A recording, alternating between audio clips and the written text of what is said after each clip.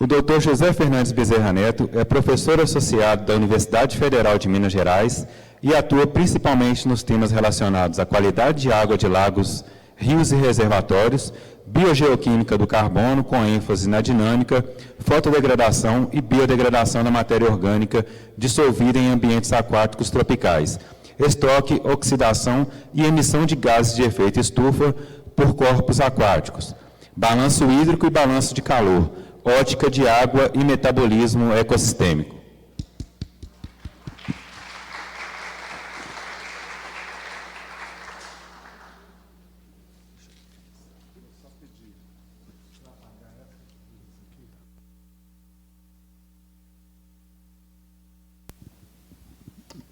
Boa tarde a todos. Eu sou um biólogo com a formação em ecologia e eu trabalho com emissão de gás de efeito estufa em lagos e reservatórios. Eu gostaria de agradecer à comissão organizadora pelo convite. Eu preparei essa apresentação pensando basicamente em dar um olhar histórico sobre o tema, mudanças climáticas, e entrar para questões atuais, com o olhar de um biólogo sobre toda essa problemática. Então, eu gostaria de começar, quer dizer, gostaria, se funcionasse aqui. Começou. Eu gostaria de começar falando que nós vivemos num planeta muito antigo. Nosso planeta tem 4,5 bilhões de anos. E nesse planeta antigo, de 4,5 bilhões de anos, a vida, como a conhecemos, ela começou, a explosão de vida começou... Eu estou tendo um pequeno problema, não sei se eu viro para cá, para lá. Há 542 milhões de anos, num período chamado Fanerozoico, que os geólogos chamam de Fanerozoico. Nesse período Fanerozoico, que é separado, basicamente, numa série de períodos e eras, observe que o nosso período principal está lá no fundo, no Quaternário. O Quaternário, ou seja, o nosso último período do Cenozoico, é um período muito importante para nós. Por que o Quaternário é importante? Porque no Quaternário nós temos as duas épocas, as épocas em que nós observamos o aparecimento do gênero Homo no planeta. Toda a nossa história, ela está ligada ao Pleistoceno, que começou há 2,4 milhões de anos atrás. O gênero Homo aparece nesse período, se desenvolve, e há 300 mil anos atrás, o Homo sapiens aparece. Se nós separássemos a história do nosso planeta em 24 horas, sendo a 24ª hora atual e 0 hora no início da formação do planeta, nós teríamos aparecido às 23 horas, 59 minutos e 54 segundos dessa história. Ou seja, a gente começou ontem. Nós aparecemos ontem na história desse planeta. É uma coisa interessante que durante o aparecimento, o surgimento do Homo sapiens na África há 300 mil anos, o planeta passava por períodos de glaciações, períodos glaciais que levavam até 100 mil anos e períodos interglaciais que levavam um período menor de tempo, como esse. Então, nós tínhamos períodos glaciais longos, períodos interglaciais mais curtos, e desde o século XIX, a ciência já sabia desses períodos. Mas foi através de estudos, principalmente publicados em 2008 por Lute e colaboradores na revista Nature, que a gente teve uma ideia mais clara de como foram esses períodos glaciais e interglaciais. O trabalho de Lute e colaboradores, o próximo.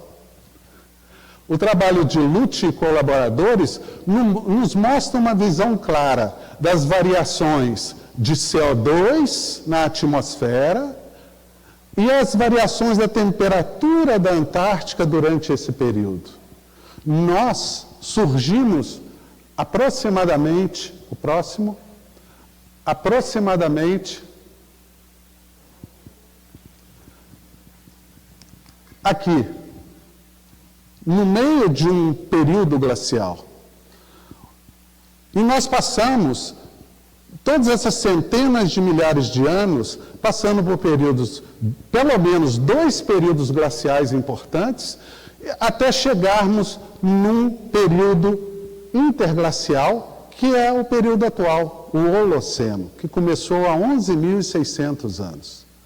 O período glacial e interglacial, mostrado nesse trabalho, ele mostra que o planeta, ele estava contido num envelope climático em que as concentrações de CO2 estavam entre 160 ppm até 300 ppm.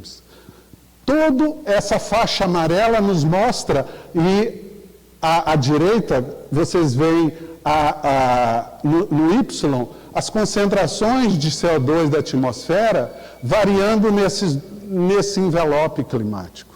Então, durante todo o Pleistoceno e, basicamente, nos últimos 800 mil anos, as concentrações de CO2 da atmosfera nunca ultrapassaram mais do que 300 ppm, ou partes por milhão.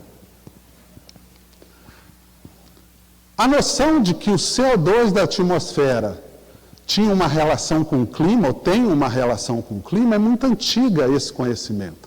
Começou em 1856 com os trabalhos pioneiros de Eunice Funt, nos Estados Unidos, e depois veio os trabalhos de John Tyndall, na Inglaterra, que ele conduz experimentos mostrando que algumas moléculas, elas são capazes de absorver a energia térmica ou o infravermelho e liberar esse infravermelho depois de absorvido. Mas algumas moléculas, não todas. E nesse trabalho do John Tyndall, ele mostra que nem o oxigênio molecular, o O2, nem o nitrogênio molecular, o N2, que representam 99% dos gases da atmosfera, tinham essa propriedade. Apenas elementos traços, como CO2, metano, ozônio e vapor de água. Hoje sabemos que essa propriedade que leva o efeito estufa no planeta, ela se dá principalmente naquelas moléculas que funcionam como dipolo e, além disso, vibram assimetricamente, numa frequência que está na faixa do infravermelho. E por isso elas captam a energia térmica e liberam em todas as direções, inclusive na baixa troposfera, aquecendo a nossa atmosfera. Esse é o famoso efeito estufa, já conhecido desde o século XIX. Então, desde essa época, já se sabia que o CO2, o aumento dele, poderia variar a temperatura do planeta e, dessa forma, variar o clima. Mas o CO2 não é o único fator que pode variar clima no planeta. Existem outros. E esses outros fatores foram descortinados, foram mostrados no início do século XX por um pesquisador sérvio chamado Milutin Milankovic. Esse pesquisador mostrou que variações das órbitas do planeta, por exemplo, a excentricidade ou o caminho em volta do Sol, que tem variações de 100 mil anos, ficando mais ou menos excêntrico, as variações na inclinação axial ou a precessão, todos esses elementos conferem maior ou menor radiação no planeta e podem influenciar o clima do planeta. Então já se sabia, portanto, que além do CO2, no início do século XX, outros elementos poderiam estar envolvidos. No caso das variações orbitais, as mudanças na quantidade de radiação que chega ao planeta mudavam o clima do planeta e o CO2 também mudava em função do aumento da temperatura. Bem, as concentrações de CO2 na atmosfera, quando nós entramos no Holoceno, que foi um período, que tem sido um período muito estável em termos de temperatura, elas variaram basicamente entre 260 ppm a 8.000 anos, e observem que não houve grande variação nas concentrações de CO2, e ela chegou a 280 ppm no ano 1000 e se manteve até então. Mas algo aconteceu a partir de 1800. A partir de 1800, houve um aumento acelerado nas concentrações de CO2. E o aumento acelerado nas concentrações de CO2 coincide com um evento que aconteceu a partir de 1800, a Revolução Industrial, quando a humanidade começa a retirar a energia que estava guardada há milhões de anos, enterrada no petróleo, no carvão, no gás natural, e na queima dessa energia, o subproduto principal é o CO2 que vai para a atmosfera. A gente começa a jogar CO2 para a atmosfera a partir de então. E alguma coisa começou a mudar com o clima a partir de então. Nós tivemos uma visão mais clara de como que isso estava acontecendo com os trabalhos desse pesquisador chamado Charles Keeling. Charles Keeling era um pós-doc em 1957, quando ele foi contratado pelo Instituto Scripps de Oceanografia, e o desejo do Charles Keeling era trabalhar com as emissões de CO2 da atmosfera e o levantamento dessas emissões. Então, ele começa um trabalho de levantamento dessas emissões e monta um pequeno observatório no alto de um vulcão extinto, no Havaí, chamado Mauna Loa, o vulcão. Então, o observatório Mauna Loa começa os seus trabalhos em 1957. E aquilo que era um projeto de pós-doc virou um projeto de vida, porque ele nunca mais parou de mensurar as concentrações de CO2, só parando na época da sua morte, em 2005. E do fruto do trabalho do professor Keeling, saiu a curva Keeling, que é essa que vocês estão vendo. De 1957 até hoje, o Observatório Mauna Loa continua fazendo levantamentos e vocês podem entrar no site do observatório e pegar as últimas mensurações. Eu peguei, na semana passada, a mensuração de abril de 24, 426 ppm. Hoje, nós estamos com mais de 420 ppm de concentração de CO2 na atmosfera. Isso é muito? Isso é pouco? Eu trouxe dados de uma variação natural e a nossa variação para que a gente possa comparar. Eu trouxe dados da variação do Pleistoceno para o Holoceno. A variação do CO2 do Pleistoceno era 180 ppm, então, no último máximo glacial, as nossas concentrações de CO2 estavam nessa faixa, 180. Chegamos no Holoceno a 260 ppm. Essa foi uma variação de 180 para 260. Foi um aumento de 80 ppm em 10.000 anos. Todo o nosso clima do planeta mudou desde então. O Holoceno é totalmente diferente do Pleistoceno, muito em função dessas concentrações de CO2. A variação é aproximadamente de 0,008 ppm por ano. Essa é a taxa do Pleistoceno para o Holoceno. E vocês veem que demora muito para ter variações, são milhares de anos. Como que é a nossa variação? Nós saímos de 1.800 em 280 ppm e nós estamos aproximadamente com 420 ppm hoje. Foram 280 ppm para 420, são 140 ppm em 220 anos. Isso, comparado com a última passagem do Pleistoceno para o Holoceno, é um aumento de aproximadamente 80 vezes. Então, a taxa em que o CO2 está aumentando na nossa atmosfera é 80 vezes maior do que aconteceu há 11 mil anos atrás, do Pleistoceno para o Holoceno. Quando a gente avalia as taxas de 2010 para cá, a gente se assusta ainda mais, porque o crescimento está ainda maior. De 2010 para cá, a taxa é de 2,4 ppm por ano. Isso é 300 vezes maior do que a passagem do Pleistoceno para o Holoceno. A taxa é que importa. A taxa de aumento de CO2 está muito, muito rápida e muito mais rápida do que as taxas que já aconteceram no passado.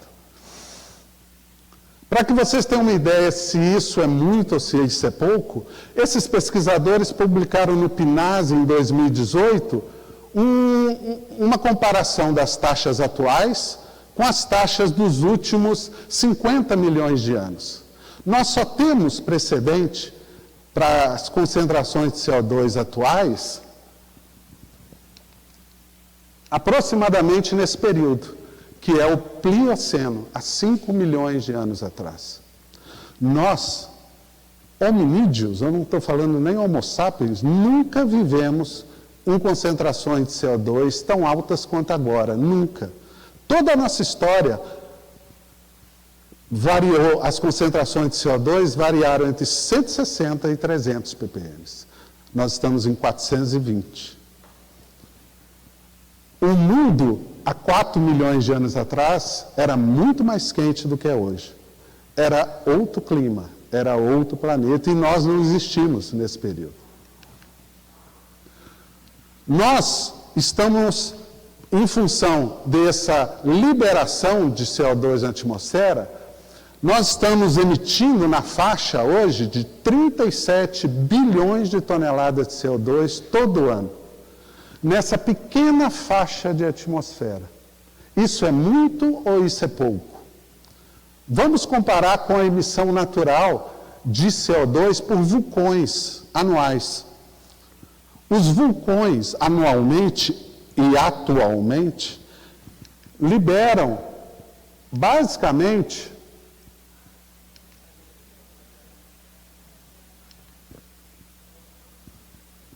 tem que aguardar um pouco. Os vulcões estão liberando atualmente na faixa de 0,6 gigatonelada por ano. E a gente libera na faixa de 37 gigatoneladas por ano, e eu estou falando apenas de CO2.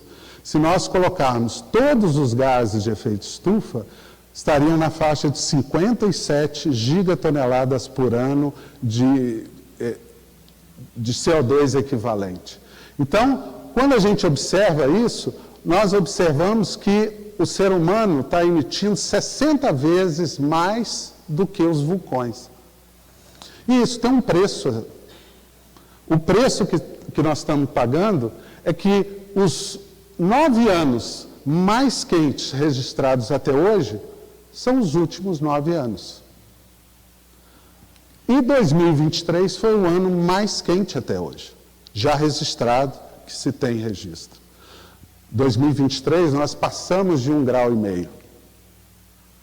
E observem esse trabalho da Berkeley, em que eles mostram a temperatura do planeta desde 1860 para cá. E observem, as setas vermelhas são eventos de El Niño. O último El Niño 2023, aquele último. O planeta ultrapassou 1,5 graus na temperatura média. A temperatura do planeta tem ficado cada vez maior e os eventos de El Niño trabalham numa base cada vez mais quente. Então, eles estão ficando cada vez mais quentes. O El Niño de 2023 é maior que o de 2016, a temperatura, do que a de 2010, do que a de 98 e assim sucessivamente. As temperaturas estão subindo. Mas o aumento da temperatura não é a mesma no planeta todo. O planeta está aquecendo de maneira desigual. Os continentes estão aquecendo na faixa de 2 graus, enquanto os oceanos na faixa de 1,1, 1,2. Os continentes estão mais quentes do que os oceanos. E o planeta também não aquece de uma maneira igual em toda a sua extensão. Os polos estão aquecendo muito mais rápido do que o restante do planeta, porque existe uma amplificação dos polos. Os polos, o Ártico, a Groenlândia, se aquece entre 3 e 3,5 graus hoje, a média de aquecimento. Eles estão experimentando mudanças climáticas muito mais intensas do que nós, por exemplo. Desde que o IPCC foi formado pela Organização Meteorológica Mundial e pela ONU, com a missão, basicamente, de preparar uma revisão abrangente, recomendações com respeito ao estado do conhecimento da ciência das mudanças climáticas, ou seja, é um conjunto de pesquisadores que se reúnem a cada 5 a 7 anos para ler e revisar o estado da arte da ciência do clima e, a partir daí, soltar relatórios. O primeiro relatório saiu em 1990, já está no seu 6º relatório, e o último relatório saiu em 2021. E nós já estamos precisando de outro, porque as coisas já mudaram de uma maneira muito forte. Mas já nessa época, em 2021, o relatório do IPCC nos mostra que ele solta esse balanço de calor do planeta, em que você vê que o que chega da radiação solar é 340 watts por metro quadrado, é refletido 1/3, 100 watts por metro quadrado, e o planeta está liberando 239 watts por metro quadrado. Mas observem que tem um pequeno desequilíbrio. O planeta segura, ele está recebendo mais do que ele está liberando. Esse pequeno desequilíbrio significa que ele está guardando energia. Toda vez que o planeta ele recebe uma energia e essa energia que é liberada é menor do que ele recebe, isso significa que ele está aquecendo.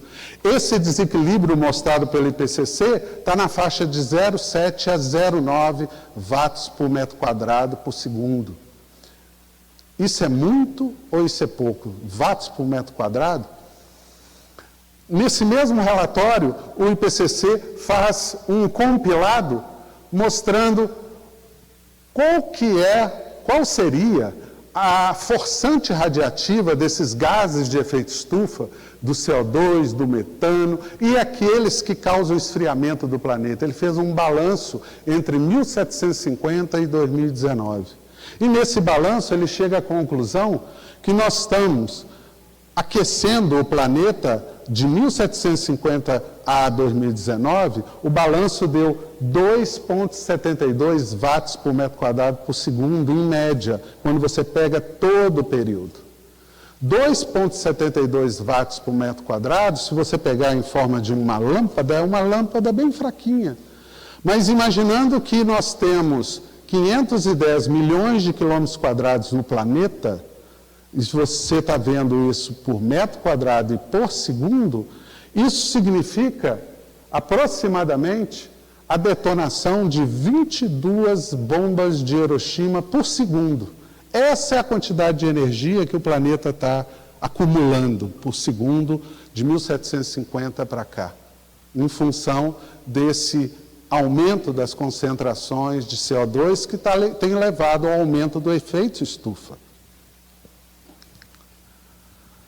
E aonde que fica toda essa energia? No relatório do IPCC, ele fala que 91% nos oceanos, 3% o gelo está absorvendo essa energia. 5% nos continentes e 1% apenas dessa energia toda tem ficado na atmosfera. Os oceanos estão acumulando toda essa energia. E esse acúmulo de energia pelos oceanos e esse aquecimento, principalmente pela criosfera, tem feito um resultado muito, muito forte em todo o gelo do planeta. Lá em cima, o gelo do Mar do Ártico tem diminuído na faixa de 12,2% por década. A Antártica, a massa de gelo da Antártica, tem perdido 152 bilhões de toneladas métricas todo ano. A taxa de mudança da Groenlândia é quase o dobro, 275 bilhões de toneladas métricas todo ano. E todos os glaciares, todas as vezes que você vê uma montanha cheia de gelo, o gelo está derretendo. A tendência é avassaladora. Não precisa de estatística. É só uma régua para detectar a taxa. E a taxa é muito forte. Todo o gelo do planeta está indo embora, literalmente. E além disso, como o oceano está capturando 91% dessa energia, as águas superficiais dos oceanos estão muito mais quentes. Observem, essa é a média da temperatura das águas superficiais ao longo do ano, de janeiro a dezembro, e observe que em vermelho é o ano de 2023, bem acima das outras, e observe a pretinha, é a 2024, ainda mais quente. Mas o que está aquecendo os oceanos não é só a água superficial, é toda a coluna de água. E isso, os pesquisadores têm sensores que mensuram a coluna de água inteira. Aqui, o conteúdo de calor dos oceanos está aumentando. Então, nós temos oceanos mais quentes, oceanos que estão recebendo água de degelo, o nível dos oceanos tem aumentado. E tem aumentado numa taxa crescente por década. Foi 2,14 milímetros por ano entre 93 e 2002, 3,32 por ano entre 2003 e 2012, e agora nós já estamos com 4,72 milímetros por ano entre 2013 e 2022. A taxa está aumentando. Os oceanos estão ficando nos níveis mais altos, o gelo está derretendo, mas não é só gelo. A biota também está reagindo. A biota, ela tem 3 opções quando o clima fica desfavorável. Ela pode migrar, ela pode se adaptar, ou ela morre. A biota, atualmente, ela está tentando primeiro se adaptar, depois migrar, e aqueles que não conseguem estão morrendo. Aqui um exemplo de um trabalho que saiu agora na Nature Ecology Evolution, mostrando uma série de grupos entre aves, insetos, peixes, embaixo em azul, os peixes. O que vocês estão vendo à esquerda, do zero para a direita, migração em direção aos polos. Do zero para a esquerda, em direção ao Equador. O que vocês observam claramente é que as espécies estão indo em direção ao polo. E aquelas espécies que, aqui nesse gráfico à direita, são aqueles organismos que vivem na parte baixa da montanha. E eles estão vendo que os organismos estão subindo as montanhas também. Na parte direita, de zero para o positivo, é subindo a montanha. E nós estamos falando de insetos, pássaros, todo tipo de animais que estão buscando temperaturas melhores. Estão subindo as montanhas. Nós estamos vendo também diferenças muito fortes na fenologia dos organismos. O período de crescimento está aumentando. A primavera e o verão estão durando mais tempo. o outono e inverno está diminuindo. Isso faz com que a estação de crescimento seja maior. E está havendo diferenças na fenologia, na data de nidificação, na data de florescimento de folhas, que está se modificando em função dessa mudança climática. E nós estamos vendo como os oceanos estão capturando todo esse calor, que tem organismos, principalmente nos oceanos mais rasos, os recifes de corais, que têm sofrido de branqueamento. O que é o branqueamento? Os recifes de corais são formados por pólipos. Dentro de cada célula de pólipo tem uma alga simbionte, uma zooxantela. Quando a temperatura dos oceanos aumenta, as zooxantelas começam a liberar radicais livres, e o que acontece? O pólipo, a célula do pólipo simplesmente expulsa a alga. Expulsando a alga, o pólipo fica branco. Os eventos de branqueamento de corais, em função do aquecimento dos oceanos, têm aumentado de uma maneira muito forte. Antes da década de 80 foram 12, e na década de 80, 236, na década de 90, 1874, nos anos 2000, 5.094. Na última década, começando em 2020, nós já tivemos 4 eventos e atualmente nós estamos tendo um enorme evento de branqueamento no planeta inteiro. Os recifes de corais, quando branqueiam, não é que eles morram no primeiro momento. Eles ficam mais sujeitos eles ficam estressados, porque a principal fonte de energia são as algas. Eles podem até se recuperar, mas a grande maioria não se recupera. E esse é um problema muito sério. 25% da biodiversidade marinha está ligada a recifes de corais. Perder recifes de corais é muito sério para o planeta. E como que nós estamos sentindo todos esses eventos extremos? Ou esse aquecimento? Principalmente pelo aumento de número de eventos extremos. Como já foi falado aqui anteriormente pela Érica, nós já estamos... A cada dia que você liga a televisão, você vê um evento extremo diferente, seja...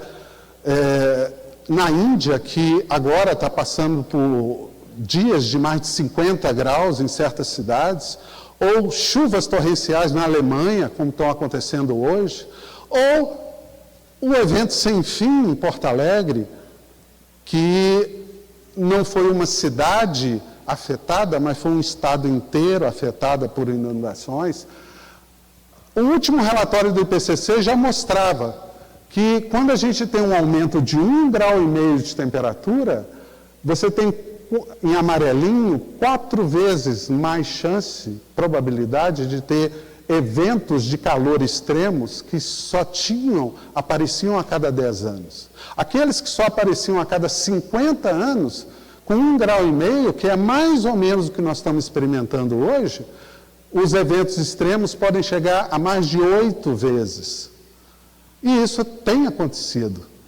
Quando a gente observa a questão das chuvas, no relatório do IPCC já mostrava que com 1,5 grau, eventos de precipitação pesada que só ocorriam a cada 10 anos, ficam até 1,5 vezes mais prováveis.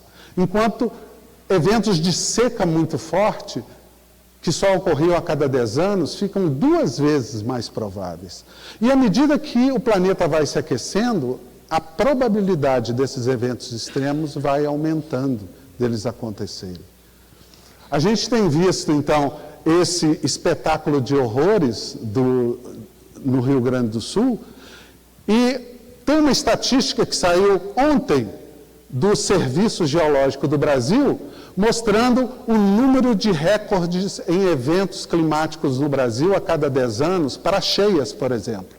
Na década de 30 e 40 era 2, de 40 a 50 era 4, atualmente, 2014 a 2023, 354.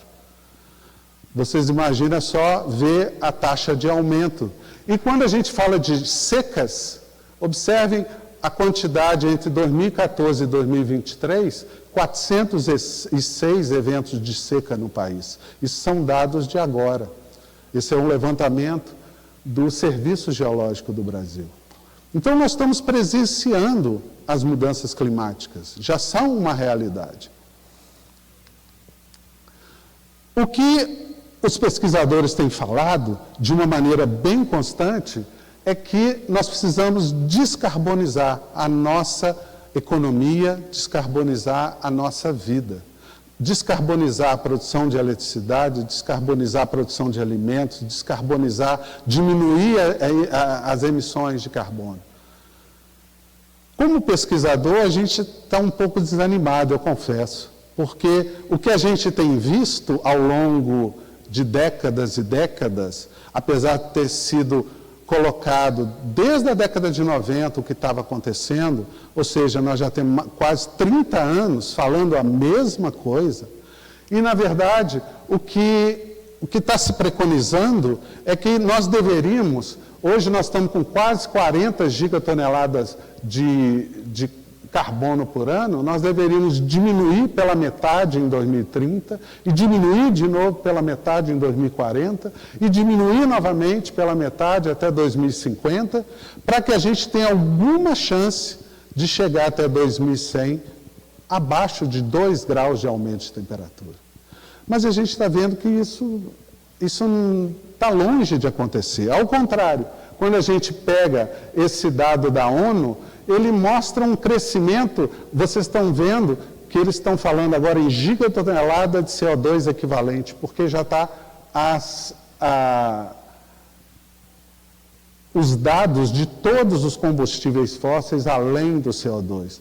Então, nós estamos hoje com um aumento quase constante, tivemos uma pequena redução em 2020, por causa da pandemia, mas que logo em 2023 e 2024 a gente está se elevando. Não existe assim, a gente não está vislumbrando uma luz no fim do túnel, de que algo diferente possa acontecer. Nós estamos caminhando para um planeta mais quente, até 2100, de no mínimo 3 graus Celsius. E se hoje tudo que nós estamos vendo está acontecendo com 1,5 grau de aumento de temperatura, principalmente os eventos extremos, imagine como será com 3 graus Celsius de aumento. O Brasil, nessa história, eu trouxe aqui alguns pequenos dados que saiu no último relatório do SEG, ligado ao Observatório do Clima. Ele solta relatórios anuais sobre as emissões no Brasil. E quando a gente dá uma olhada nas emissões do Brasil, você se espanta com o resultado. Eu, particularmente, me espanto muito. Observe, essas são as emissões brasileiras entre 1990 até 2022. E observe que em vermelho e verde é exatamente mudança de uso da terra e agropecuária. A maior parte das nossas emissões, a maior parte, mais de 70%, vem de desmatamento e agropecuária. Então, para nós que temos uma matriz energética mais limpa que a maior parte dos países, a nossa matriz energética baseada de eletricidade, em hidroeletricidade e eólica e biomassa, para que a gente possa reduzir as nossas emissões, seria importante, friso mais uma vez, a manutenção das florestas em pé, a diminuição do desmatamento. Nós já poderíamos diminuir pela metade as nossas emissões. Para que vocês tenham uma ideia, o que isso representa a nível Brasil, toda vez que você conversa com uma pessoa e vê o mapa do Brasil, a produção econômica brasileira, você pensa, aonde se emite mais CO2? Qual seria o estado principal de emissão? Naturalmente, você pensaria, São Paulo. É onde tem a produção econômica brasileira. Mas os dados do SEG mostram que o principal emissor brasileiro é o Mato Grosso e o segundo emissor brasileiro é o Pará. São Paulo está em 5º lugar e ele vem depois de Rondônia. As emissões brasileiras estão centradas em desmatamento e agropecuária. E é por isso que é tão importante a gente pensar nisso quando falar de mudanças climáticas. Mudanças climáticas no Brasil significa diminuir desmatamento e uma produção de baixo carbono, basicamente. Seria fantástico. Seria uma participação, a gente ia assumir um protagonismo muito grande se nós pudéssemos diminuir o desmatamento e ter uma agropecuária de baixo carbono. E isso seria muito importante, porque o ano que vem nós vamos ter a COP30, e a COP30, onde todos os países se reúnem, e vão se reunir aqui em Belém, vai ser importante a gente mostrar um resultado positivo nesse sentido. Obrigado a vocês.